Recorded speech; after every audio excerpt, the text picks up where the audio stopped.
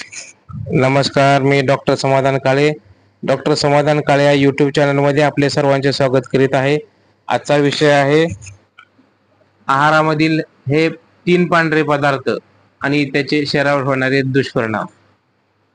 सध्याच्या काळात आरोग्याचा विचार न करता डोळ्यांना सुकवणारे आणि जिभेचे चोचले पुरवणारे अन्नपदार्थ खाण्याची सवय सर्वांना लागलेली आहे.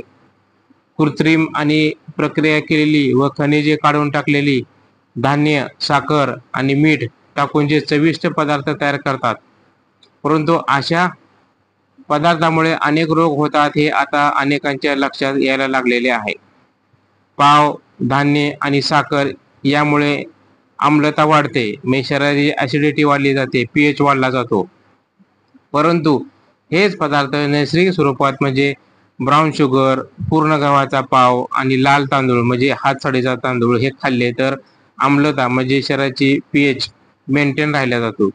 मिठामुळे सुद्धा आम्लता निर्माण होते. चवीसाठी ज्याचा सर्वात जास्त उपयोग केला जातो असे मैदा, साखर आणि मीठ हे 3 पांढरे पदार्थ आरोग्याची हानी करणारे आहेत. या पदार्थाचे रोज सेवन केले तर अनेक रोग होतात आणि या पदार्थाचे दुष्परिणाम सुद्धा भरपूर प्रमाणात आहेत. तर आपण आता मैद्याबद्दल आपण माहिती बघूया. मैद्याचे शरीरावर होणारे फायदे आणि तोटे पण. आणि दररोज जर आपण मैदा खाल्ला तर किती प्रमाणात तोटे होतात हे आपण आता बघणार आहोत. संपूर्ण जगात गहू आहारामध्ये महत्त्वाचा मानला जातो. गव्हामुळे शक्ती मिळते. गव्हामध्ये जीवनसत्वे आणि खनिजे असतात. गहू आरोग्यवर्धक आहे. गव्हाच्या दाण्याचे 3 भाग असतात: बाह्य आवरण, एंडोस्पर्म आणि जर्म. बाह्य आवरण न पचणार असते. त्याच्या खालचे जे आवरण असते त्याला ॲल्युरोन आवरण असे म्हणतात. यामध्ये प्रथिने म्हणजे प्रोटीन भरपूर प्रमाणात असतात.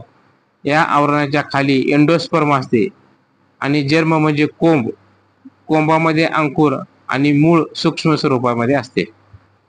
गव्हाच्या कोंबामध्ये प्रथिने, स्निग्ध पदार्थ, ब गटातील जीवनसत्व असतात. गव्हाच्या दाण्याला कोंब ज्यामुळे चिकटलेला असतो त्याला स्क्लेटेलम असे म्हटले जाते. या स्क्लेटेलम मध्ये संपूर्ण धान्यामध्ये असते त्याच्या 50 पट थायमिन असते.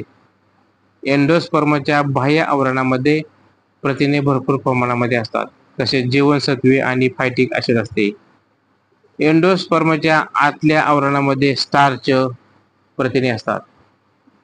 पोळी करण्यासाठी गव्हाचे पीठ लागते. पूर्वी गहू जात्यामध्ये दळीत असत.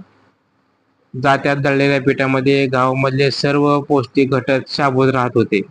पीठ अत्यंत बारीक दळले तर त्याचा मैदा होतो, त्याला मैदा पण असे म्हटले जाते.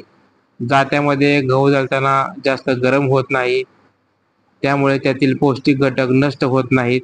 गिरणीमध्ये दळताना वेगाने दळल्यामुळे जास्त गरम होतात आणि त्यातले पौष्टिक घटक नष्ट होतात. मैदा करताना गव्हाचा जर्म म्हणजे कोंडा नष्ट होतो, त्यामुळे गव्हातील जिवंतपणाच निघून जातो. कारण जर्ममध्ये जे तेल असते तेच माणसाचे सर्वोत्तम अन्न असते. याच जर्ममध्ये जीवनसत्व ई असते. ते वंध्यत्व म्हणजे पुरुषामध्ये पुरुष आणि स्त्रियामध्ये जे नपुंसकत्व असते त्याच्यासाठी अत्यंत महत्त्वाचे असते.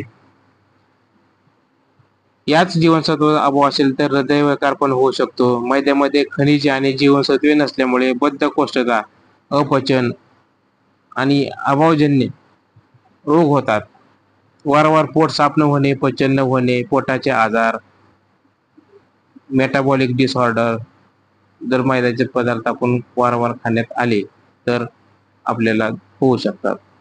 आता पांढरी साखर. साखर हे गोड कार्बोहायड्रेट म्हणजे कर्बोदक आहे आणि जगामध्ये सर्वच ठिकाणी साखरेचा खाण्यासाठी उपयोग करतात. साखरेचे अनेक प्रकार आहेत, परंतु त्यापैकी थोडेच खाण्यासाठी वापरतात. हे आहेत सक्रोज म्हणजे ऊसातली साखर, लॅक्टोज म्हणजे दुधातली साखर आणि फळामध्ये जी साखर असते त्याला फ्रुक्टोज असे म्हणतात. ऊसाच्या साखरेला पांढरी साखर असे म्हणतात. याचे उत्पादन सर्वात जास्त असते. पांढरी साखर बीटकंदापासून सुद्धा काढता येते. पांढरी साखर पोटात गेली की हळूहळू तिचे रूपांतर लेव्हुलोज आणि डेक्स्ट्रोज मध्ये होते.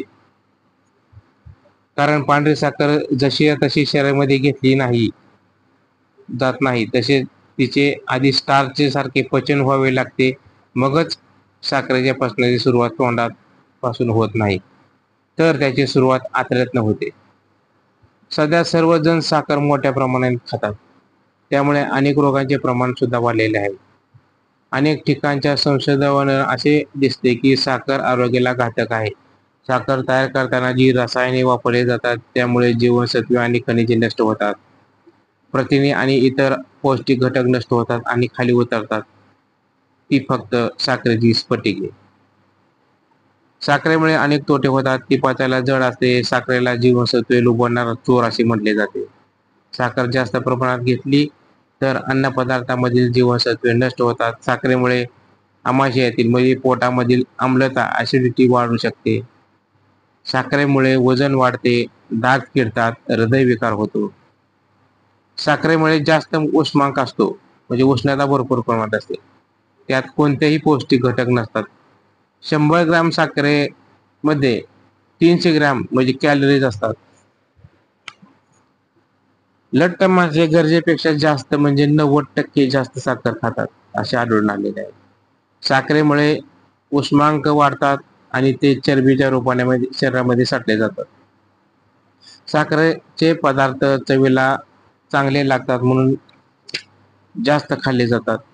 केक, पेस्ट्री, बिस्किटे, मिठाई यामध्ये साखर जास्त प्रमाणात असते, म्हणून उष्मांक सुद्धा जास्त असतात, म्हणजे कॅलरी भरपूर प्रमाणात असतात.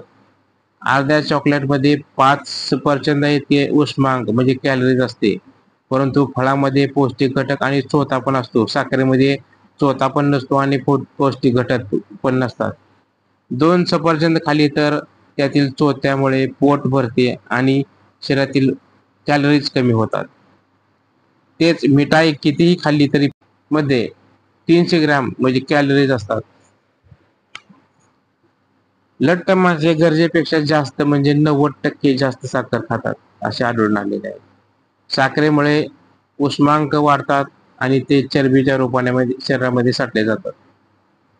साखरेचे पदार्थ चवीला चांगले लागतात म्हणून जास्त खाल्ले जातात.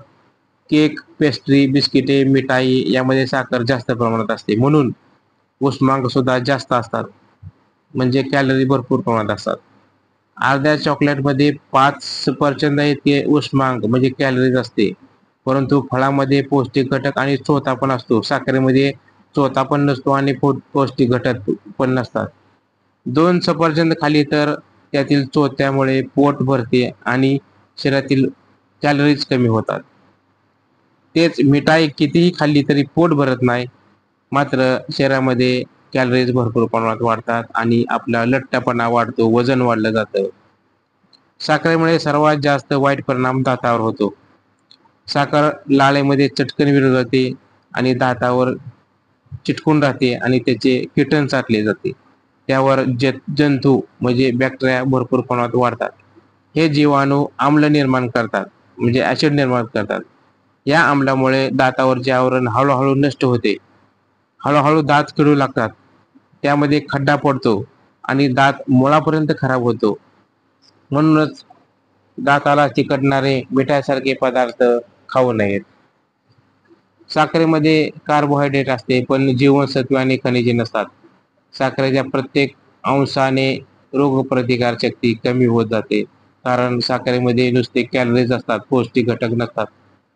खांडसरी, गूळ, सल्फर विरहित काकवी, मध अशी नैसर्गिक साखर खावी. यामध्ये जीवनसत्वे पण असतात, खनिजे असतात, मधामध्ये एन्झाईम सुद्धा असतात.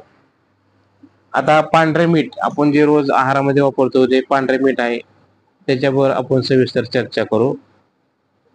मिठाची गरज माणसाला आहे की नाही हा एक वादाचा मुद्दा आहे. प्रथम मिठाच्या खाणी सापडल्या. माणसाने मीठ केव्हापासून खायला सुरुवात केली ही माहीत नाही, पण प्राचीन काळात सुद्धा मीठ होते आणि मिठाला ही माणसे दैवी देणगी समजत असत. मीठ म्हणजे सोडियम क्लोराईड. हे समुद्रामध्ये आणि नैसर्गिक स्वरूपात अन्नपदार्थात असते. सोडियम आणि क्लोराईड मीठ मिळून मीठ तयार होते. दोघांचे प्रमाण 40:6 असे असते.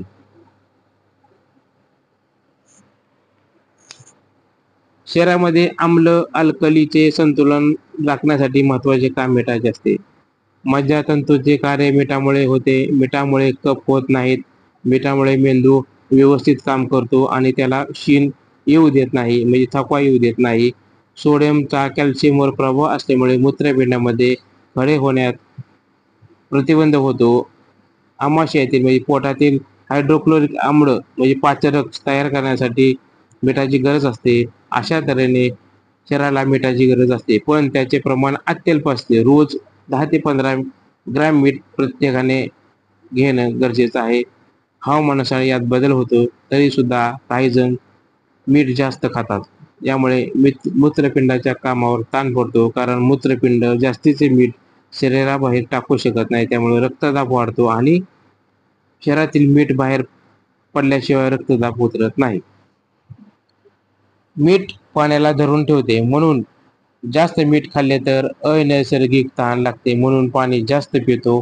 त्यामुळे लठ्ठपणा वाढतो. मीठ जास्त खाल्ल्यामुळे अल्सर, पोटाचा कॅन्सर, रक्त वाहिन्याचे काठिण्य म्हणजे अथेरोस्क्लेरोसिस, हृदयरोग असे विकार होण्याची शक्यता जास्त असते. हे दुष्परिणाम मीठ खाणे बंद केले तर लगेच कमी होतात. सुकामेवा, बिस्किटे, मांस, मासे, अंडे, चीज, सुकी फळे, पालक, गाजर, मुळा यामध्ये मीठ असते, म्हणून हे पदार्थ खाऊ नयेत. धान्य, साखर, मध, ताजी फळे, वांगी, फ्लावर, टोमॅटो, बटाटे, कांदा, वाटाणा, भोपळा यामध्ये मीठ कमी असते, म्हणून हे पदार्थ खायला काही हरकत नाही. उच्च रक्तदाब, संधिवात, ॲलर्जी असेल तर मीठ पूर्णपणे बंद करावे. अन्न शिजवताना मीठ कमी घालावे. जेवताना वरण मीठ घेऊ नये. मीठ जास्त खाण्याची सवय आपल्याला घातक ठरू शकते. तर ही माहिती कशी वाटली? सबस्क्राईब करा, शेअर करा, लाईक करा. धन्यवाद.